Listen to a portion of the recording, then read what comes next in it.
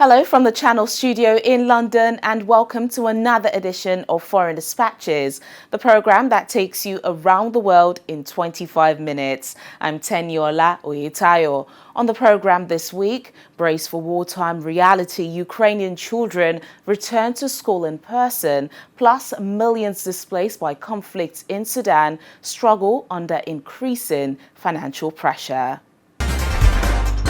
Ukrainian children have resumed for their second school year since Russia launched its full-scale invasion. More than 1,300 Ukrainian schools have been destroyed over the past 18 months. But the dangers has not stopped Ukrainian children from attending classes. From childcare issues to classrooms made into bomb shelters, the new school year in Ukraine shows how families are dealing with education during the war. Oleksiy Doloban is 8 years old, and he and his mother, Maria, can't decide which of them is more excited because it's his first day of third grade. It's his first time in a physical actual school, not remotely, through the internet, and in his own language, Ukrainian, since the start of Russia's full-scale invasion of the country. Ну, в нашому випадку, скоріше, я, да? Чи ти? Я. Ні, більше радію я. Я. Чому? Тому що у мене нарешті з'явиться... Since my child will go to school in person, I'll finally have an opportunity to find a job and do what I love so much and have been missing so much. Education has been ravaged in Ukraine by the war, and before that, the pandemic. September is the start of the new school year in the country. It's also the first time in years that many children are going to school in person. Schools themselves have changed. The Ukrainian government says 84% of Ukrainian schools have been equipped with a proper bomb shelter. In the city of Kharkiv, this school has actually been built into what used to be a Soviet-era subway station to protect against bombs. It only takes about a minute for a missile launched from Russia to reach the city. The metro classes are a development welcomed by many parents who say it's important for children to interact.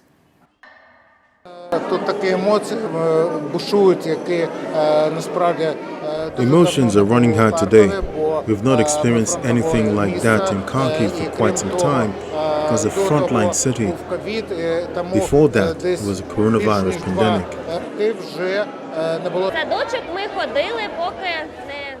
It is important for children to interact. It is important for them to understand the role of school. For the first graders, it's not an easy thing to understand why school is important and how to behave at school because they don't have that experience yet. So we are grateful, even during war times, that children can attend classes. Maria Doloban says it's been especially hard for her son. They fled as refugees to Greece earlier in the war, but he struggled in school there because he couldn't understand the language. His father has been away. He's a doctor on the front line. Я зрозуміла, що це дуже важко для нього, навіть... We decided to move to Kiev as we want to build our life here. My parents live nearby. They will help. Being a single parent while my husband is at the front line can be difficult. Стосовно школи, я просто розумію, що бомбосховища зараз чудові, ну, принаймні в тій школі, в яку ми йдемо. 43-year-old Clarissa is also one of millions of refugees who fled Ukraine, but like many others, has since returned, saying she believes it's crucial to return her children to an environment that feels familiar.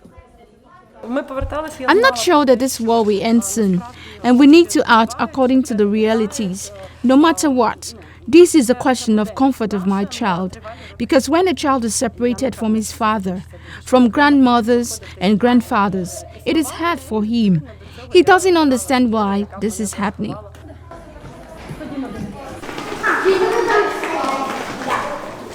The United Nations Children's Fund says more than half of the children whose families have fled the conflict to 7 countries are not enrolled in national education, citing language barriers and overstretched education systems. Meanwhile, Ukraine's Human Rights Commissioner has called for more international pressure on Moscow to help Kyiv bring home thousands of Ukrainian children. The problem is that now, I can publicly say it, now we don't have the real system of protection children's rights in the world. Everyone, you are absolutely right, you mentioned that everyone on the world knows about the situation with Ukrainian children, that Russian Federation deports Ukrainian children and no one can't do nothing concrete, real with Russian Federation. No one. Ukraine claims more than 19,000 Ukrainian children have been forcibly transferred to Russia or occupied territories. The International Criminal Court has accused Russian President Vladimir Putin and Russia's Children's Rights Commissioner of the war crime of illegally deporting hundreds of children from Ukraine. Moscow, which invaded in February 2022, has repeatedly denied its forces have engaged in war crimes or forcibly taken Ukrainian children. It has said it transported Ukrainian children to protect them from fighting on the ground. UNICEF estimates that Russian air attacks have destroyed more than 1,300 schools in government-held areas of Ukraine since the invasion, and others have been badly damaged. Sudan's conflict has forced millions from their homes, but malnutrition and a withering economy are leaving many struggling to get by. Prices for products have soared as the currency has tumbled, and the country is now having to draw on its scant resources to support its internally displaced population. Coming to Port Sudan from Omdurman in June, art teacher Omar Khalil, his wife, and 3 children are barely trying to start a new life in the eastern city. Most of those who fled Khartoum after war between the army and the paramilitary rapid support forces broke out in mid-April have not returned. الناس كلها بتعاني يعني زمان بيكون جزء من الناس بيعاني. All people suffer. Before, some people used to suffer, while others used to support them. But now, everyone suffers. Things are difficult, especially for those who were displaced from Khartoum to other regions, people like us. We lost our jobs.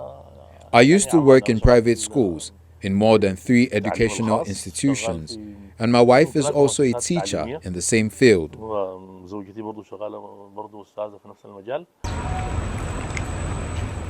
Just before the war broke out, state-employed teachers staged a 3-month strike over pay and working conditions. According to the Sudanese Teachers Committee, as many as 300,000 teachers have not been paid since March. الظرف اختلف طبعا يعني هسه الحياة بقسوتها كلها احنا بالسودان بنعاني من المويه. The conditions have completely shifted. Life is more difficult in Port Sudan. Before the war, we did not suffer from all of this. Now you're always thinking what you're going to do when you run out of money. This is the biggest challenge.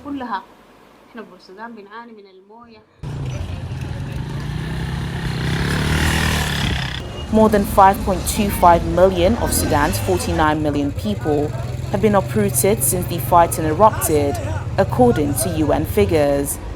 Over 1 million of those have crossed into neighboring countries, but more than 4.1 million have stayed in Sudan, where they have come under increasing financial pressure. The country now has to draw on what overstretched resources are left to support an internally displaced population, which, when those made homeless by previous conflicts are included, reaches nearly 7.1 million. Over 5,000 women, men, and children have been killed, and millions displaced. Sudan is now home to the highest number of internally displaced people in the world, with at least 7.1 million people, including an estimated 3.3 million children uprooted from their homes. Civilians and civilian infrastructure, including health facilities, places of worship, water and electricity installations, have been targeted, damaged, and destroyed. There have been shocking accounts of widespread rape and sexual violence. There must be accountability for these crimes, as well as medical and psychosocial support for survivors. Since the start of the war, prices for many products soared. The currency has fallen as low as 900 Sudanese pounds to the dollar on the black market in the Red Sea city of Port Sudan, a hub for government officials and aid workers, from about 560 pounds in April. International aid efforts for Sudan are severely underfunded, with less than 25% of the $2.6 billion required for this year received by mid-August, according to the United Nations. Aid workers say relief operations have also been hindered by government red tape and the breakdown of services and logistics based in the capital. Since the conflict began, we have reached 3.5 million people, but this amounts to only 19% of the 18 million people we are targeting for humanitarian assistance and protection. Our ability to operate is hampered by the highly dangerous and complex operating environment, perhaps the most so in the world today, as well as access restrictions and bureaucratic impediments. Our colleagues working inside Sudan are reporting that these 4 million freshly displaced people are increasingly congregating around distribution points where WFP and other organizations are distributing food, for example, because that's the only place where they can get support. And as our own operations move across front lines, basically, and trying to navigate the incredible challenges of insecurity, the people move with them. Hello. For now, residents like Khalil say a continuing lifeline for many is remittances sent by Sudanese living abroad. هو العاملين خارج السودان يعني هم حاليا هم الشايلين. The main supporter of the Sudanese people are Sudanese working abroad. They are the ones bearing this burden on their shoulders. This is not easy. It is exhausting to them. But this is the situation currently. Nearly 90% of the people in Sudan depend on their families living abroad. This cannot last forever. A solution must be found. War broke out in April, 4 years after the overthrow of former President Omar al-Bashir in a popular uprising. Tensions between the army and the RSF, which jointly staged a coup in 2021, erupted over disagreements about a plan to transition to civilian rule. When Foreign Dispatches returns in just a moment, displaced Afghan women athletes defy Taliban at the Asian Games. More details after the break. Please stay with us. Thanks for staying with us on the program. To Afghanistan now, where aid agencies say about 2/3 of the population are in urgent need of humanitarian assistance. In the 2 years since the Taliban takeover, about 10 million more people fell into this category, with the United Nations warning of more people at risk. With reduced aid, families across the country are less prepared than ever to face another bleak winter. They have depleted their resources and many could be forced to leave their homes if humanitarian aid is not sustained. When we received assistance, we lived a better life. Now, we don't get anything. We used to eat 3 meals a day. Then, we could only eat 2, and now we only eat once a day. Right now in Afghanistan, over 15 million people are struggling to put food on their plates, and the World Food Programme says it can only support 3 million of them from now on due to a massive funding shortfall. WFP has to cut 10 million people from emergency food assistance, from 13 million to 3, leaving us only able to support 1 out of 5 people who go to bed hungry every night. This is not sustainable. And we saw that last year, where we were able to provide assistance to 23 million people. It averted catastrophe. This goes beyond politics. We must focus on the people, the women, the children of Afghanistan. Most at risk today are the malnourished, with the latest round of WFP cuts. 1.4 million new and expecting mothers, toddlers and preschool children are no longer receiving specialised food designed to prevent malnutrition. WFP expects to see a sharp rise in admissions to nutrition centres in the weeks to come as children succumb to rising hunger. For her briefing. With 2 years having passed since the Taliban reasserted power in Afghanistan, the United Nations says the situation on the ground has not improved and it has only deteriorated across humanitarian, human rights, social security and political spheres. Tragically, 2 years since the Taliban seized control, the situation of Afghanistan has not improved. 97% of population is now living in poverty and 2/3 struggling for basic survival. Hunger has affected 15 million people, unemployment has increased, and migration continues despite grave risks. Under Taliban rule, social conditions in Afghanistan continue to regress significantly. The rights and freedoms of women and marginalized communities have been severely curtailed. The Taliban plans for economic growth have not been borne out in practice.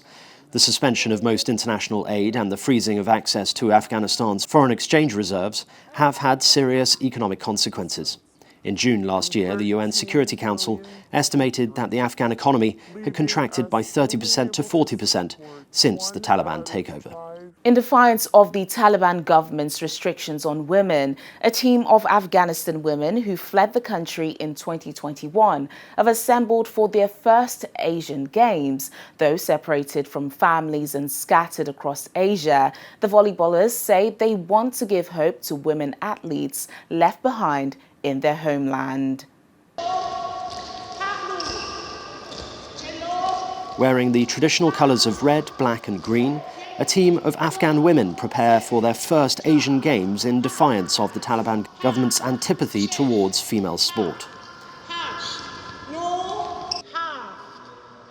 Though separated from families and scattered across Asia, the volleyballers have assembled at the multi-sport event with the support of Olympic officials and the Sports Global Federation. Some fled Afghanistan when the Taliban came to power in the wake of the Tokyo Olympics in 2021, fearing persecution from a government that has effectively banned women's sport. Actually, the important things for us and also for the girl is that participation in such kind of matches and coming here, they give them hope for future. And for those girls who are inside Afghanistan and outside Afghanistan, that they should understand that there are people that still they are supporting them. With little prospect of returning home, they have rebuilt their lives in Pakistan, Iran and other countries, playing sport in effective exile. Now in Hangzhou in China, they yearn to give hope to the hopeless, women athletes left behind in their homeland.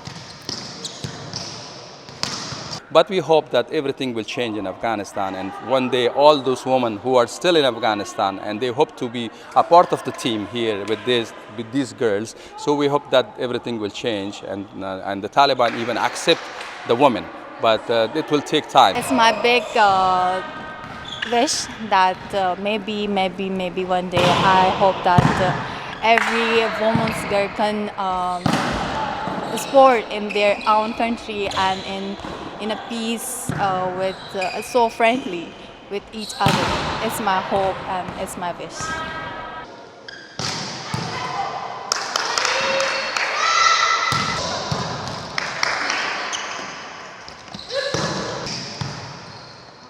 The Taliban returned to power in August 2021 and have placed restrictions on the rights and freedoms of women and girls through bans on education and work. The Taliban administration say they respect women's rights in line with their interpretation of Islamic law and Afghan custom that they have declared a general amnesty against their former foes under the previous foreign-backed government. And finally on the program, in celebration of women, the United Arab Emirates has held a forum highlighting achievements of women and their pivotal contribution to the country's sustainable development and future. Our correspondent, Maiwa Adegoke, has more on this.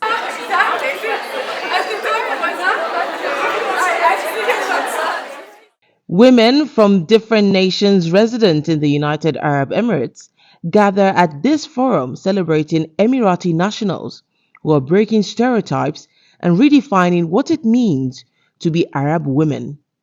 I'd like to welcome you all as we gather here today in an opulent embrace of the Shangri-La Dubai.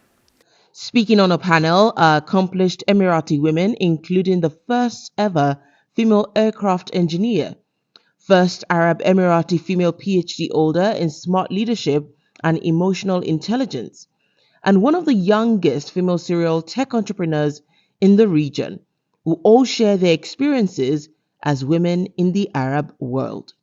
I ran from the university, I remember, and I go to garage to fix cars. And the first time my mom, she found it, she slapped me. And this is the first time ever she slapped me. And she said, "You're crazy, you're a dreamer. And women cannot be an aircraft engineer." And I told her, why? Is there any dictionary show what man can be or what woman cannot? And she said, what? And I said, there's no dictionary. For some reason, I just hit depression. I didn't know that was depression. And I started looking inwards and asking questions. And being being that curious academic, I started delving and diving into what is sadness and who am I as a person? What's my purpose? I can't believe that I don't know what my real role is. Is it just because I'm supposed to take care of my children? That's the best role you can ever have, but I knew within me that there was more. My story is a bit different. So I started my journey of entrepreneurship back at my second year at university, where I remember vividly that I received an email that says there is this incubation program and we're calling all the students to come and apply. Whether you have an idea or not, just give it a chance. And I applied. I didn't know what business was about or economics and what is it like to build and scale a startup. And since then, it just opened a new book in my life and I never looked back. It was an amazing journey, meeting like-minded people, going through challenges, ups and downs. Alhamdulillah, currently I run 3 startups. All of them are successful. We're organically growing. Last year also we expanded our resources. And currently now we're exploring merge and acquisition with big companies. These are the simple achievements because of a simple act of believing in myself and applying for something that I wasn't aware of and I didn't know what exactly it was. A few gentlemen supporters are in the room as attendees use the platform to share their challenges, ambitions, and opportunities to collaborate as women in the country, which has more than 80% of its population as foreigners who live and work as residents. This event is celebrating each and every, not only Emirati women, but every woman around the world and telling them how special and how amazing they are. So it's a celebration of women all across the universe. With celebrated socialite Lara Tabet playing host for what many commend as an inclusive gathering, ladies in the room seize the opportunity to network for business and career advancement. It's very empowering to see other ladies, usually first in their fields, very encouraging and extremely empowering. I mean, I'm encouraged and I'm excited. It's been amazing.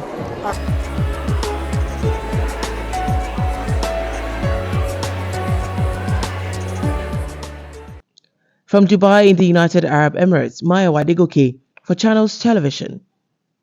And that's the program today, but remember, our top stories are never far away. You can catch them on channelstv.com. Thank you for watching. I'm Tenyola Uyitayo. Bye for now.